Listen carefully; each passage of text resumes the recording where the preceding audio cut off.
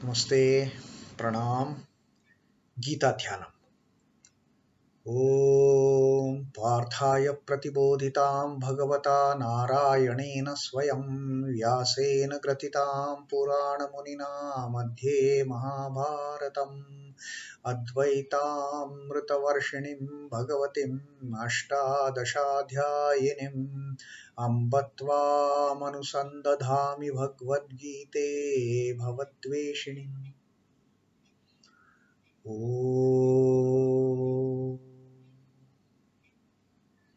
O Bhagavad Gita, with which Lord Narayana himself gave enlightenment to Partha, which was included in Mahabharata by the ancient sage Vyasa. O Goddess, showerer of the nectar-like knowledge of non-dualism contained in your 18 chapters. O my affectionate mother, the destroyer of rebirth, I meditate upon thee. Now, Krishna Vandana. Vasudeva Sutam Devam Kansa Chanura Mardanam Devakim Paramanandam Krishnam Vande Jagadguru. Son of Vasudeva, the slayer of Kansa and Chanur, extreme delight for Mother Devaki, O Lord Krishna, the supreme teacher of the universe, my salutations to you. And today we will take up the 26th Shloka of Karma Yoga, the third chapter of Srimad Bhagavad Gita. In the previous Shloka, Sri Krishna has told us the difference between the way the ignorant ones they work and the enlightened ones they work.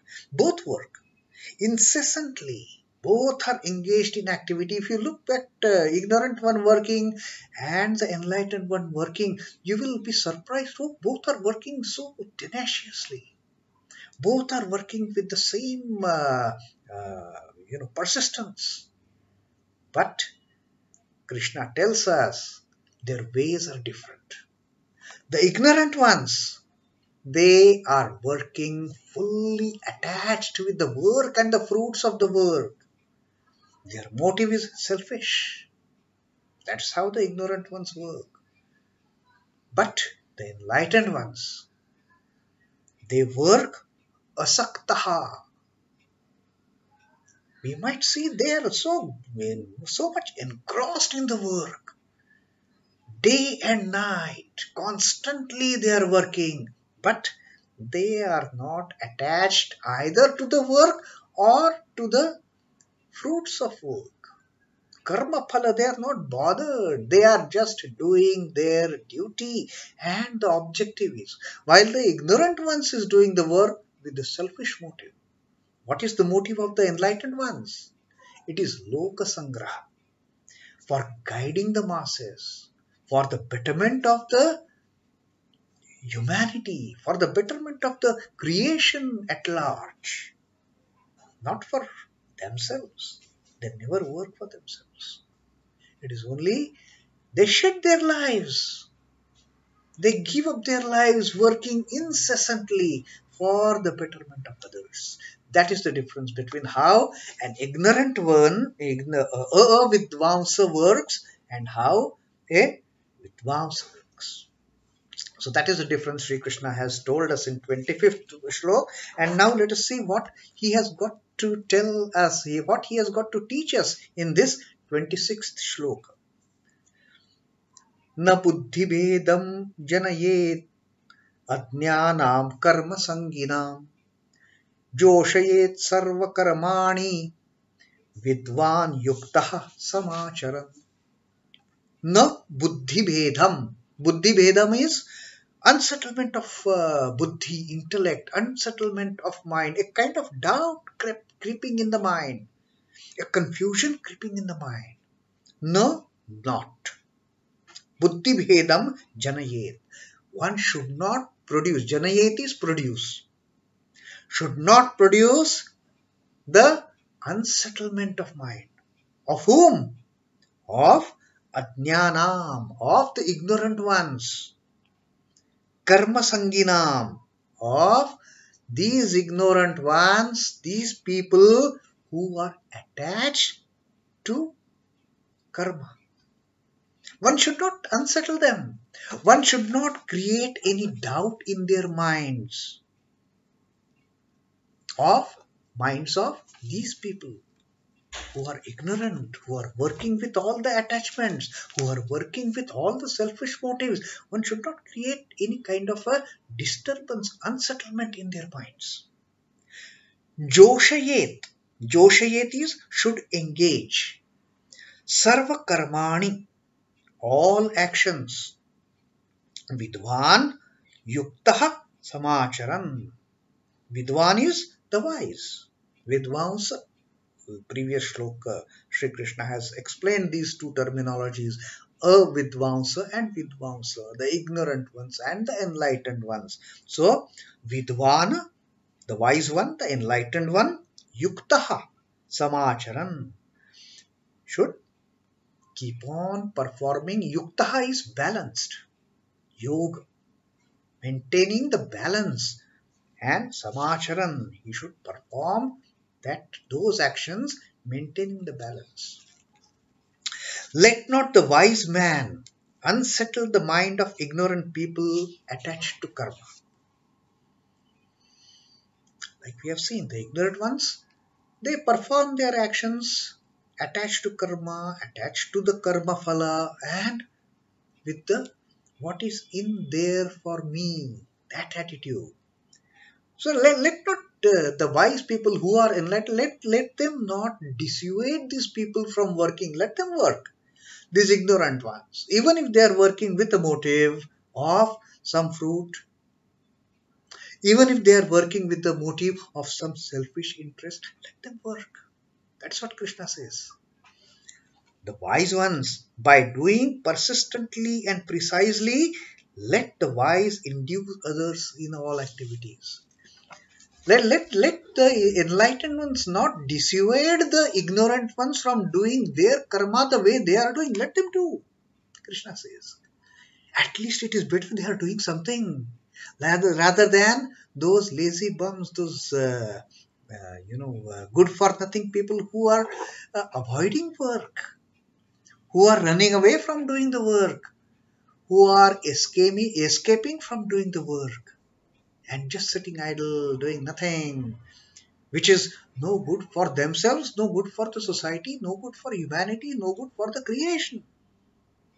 So Sri Krishna says, even if they are working with a selfish motive, even if they are working with the focus on fruits of action, let them work.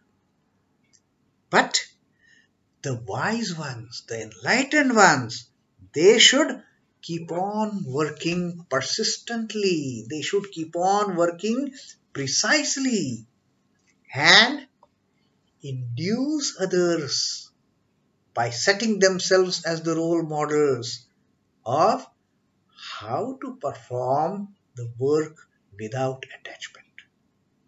Just don't, forbid them from doing work. Even if they are doing work with attachment, let them do. At least it is good. Now, what Swami Chidbhavananda ji has commented on this particular verse is, doing duty for duty's sake, devoid of desire, is an exalted state given to the enlightened only. Very few can do it. Very few can perform the duty which has come to their lot, or the duty which they take on their own, and they keep on performing that duty without any desire whatsoever, any selfish motive whatsoever, anything to get in return whatsoever. No, their interest is not that.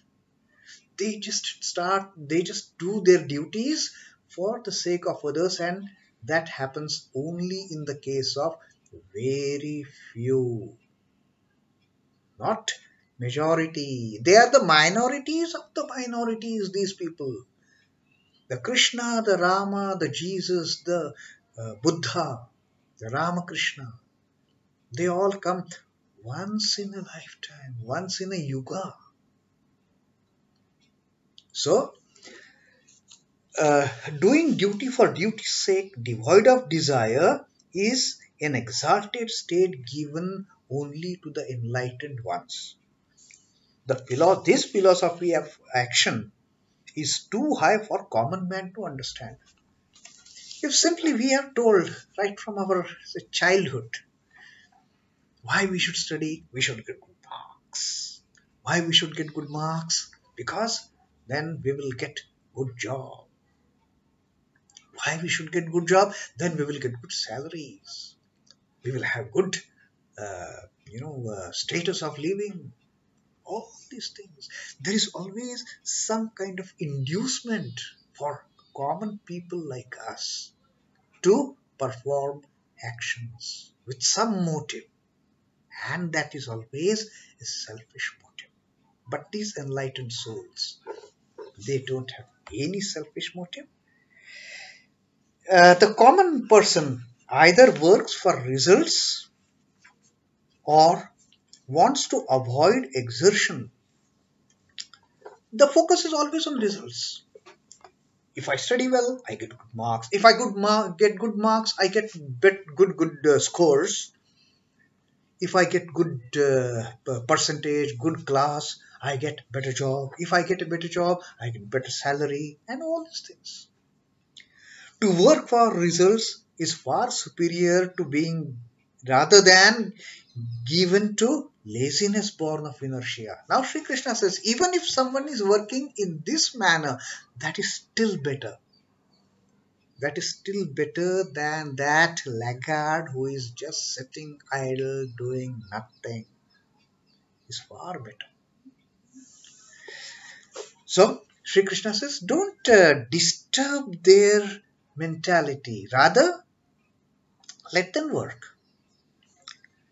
The indolent man must be roused to ambitions and exertions leading to pleasures and prosperity. Pleasures and prosperity, enjoying pleasures, that is that inducement, and we all are working towards that. Let us all have a comfortable life. Let us all have a rich life. Let us all have good things in the life. We are all working to get that. Now, are we getting it is a different matter.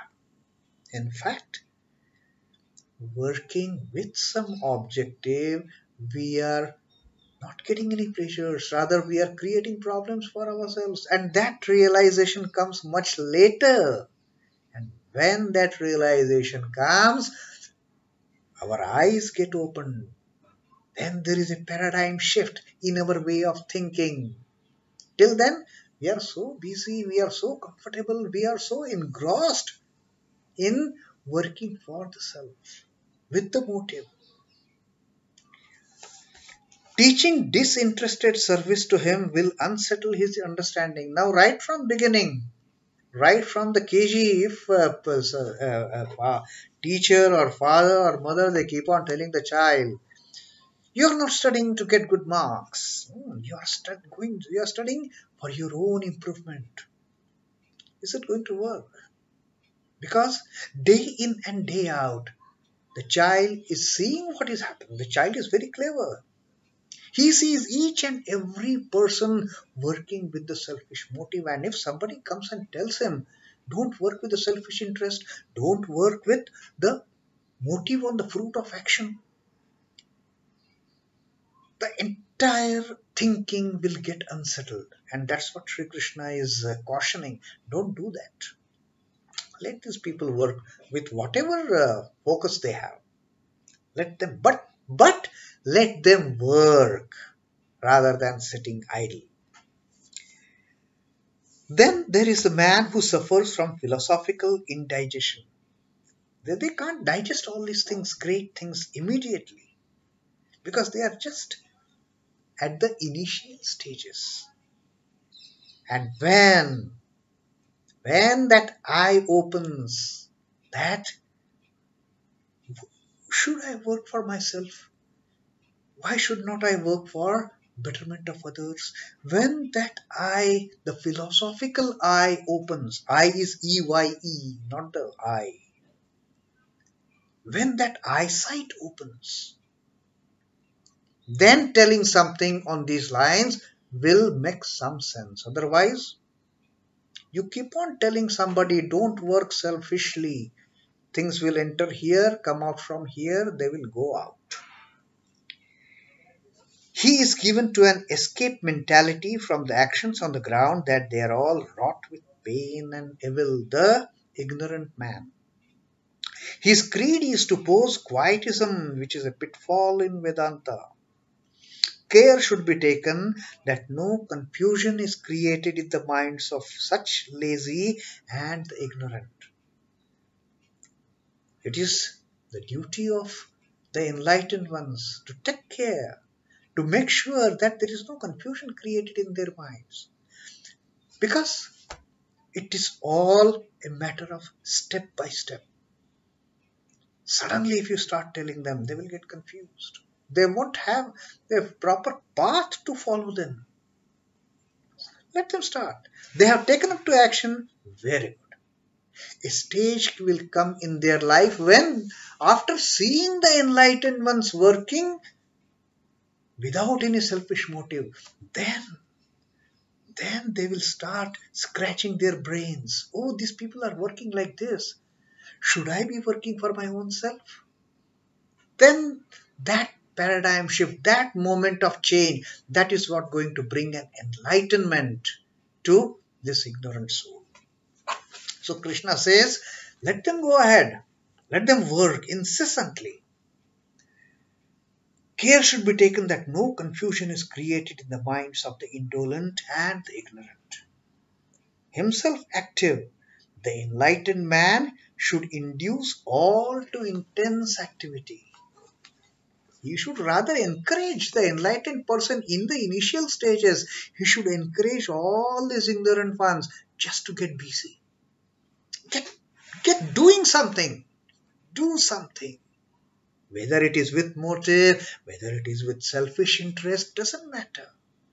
That shift will come at the right time, and the enlightened one knows that shift will come in that child.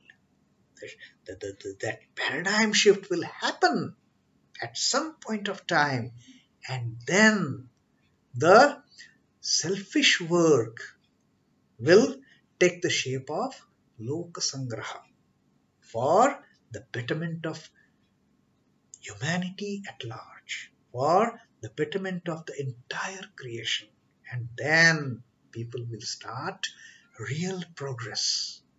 So that is Sri Krishna's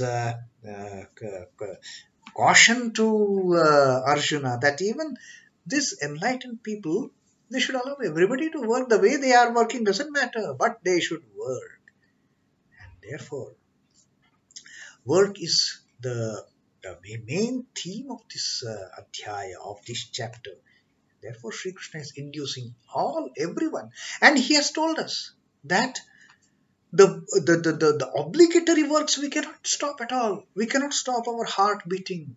We cannot stop our eyes seeing. We cannot stop our ears hearing, unless and until there is some kind of a physical deformity that has taken place.